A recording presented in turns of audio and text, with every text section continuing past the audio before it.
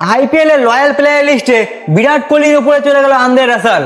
যারা এতদিন ধরে মনে করতে যে আইপিএল এর সব থেকে লয়াল প্লেয়ার বিরাট কোহলি তার টিমের প্রতি সব থেকে লয়াল থাকে, তাদের সবাইকে ভুল প্রমাণিত করে দিল আন্দ্রে রাসেল।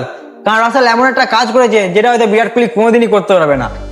কে আর আন্দ্রে রাসেলকে রিলিজ করে দেওয়ার পর যাতে রাসেলকে অন্য টিমের হয়ে খেলতে না হয়, যাতে অন্য টিমের জার্সি গায়ে কে এর বিরুদ্ধে খেলতে না হয়, সেই জন্য রাসেল কি করেছে জানো? সে আইপিএল থেকে রিটায়ারমেন্ট নিয়ে নিয়েছে। হ্যাঁ, তোমরা ঠিকই শুনেছো, রাসেল কিন্তু আইপিএল থেকে কিন্তু অবসর নিয়ে নিয়েছে। তাই কিন্তু বল হাতে ব্যাট হাতে ফিল্ডিং এর সাথে আমরা কিন্তু কোনোদিনই আর আইপিএল এ দেখতে পাবো না।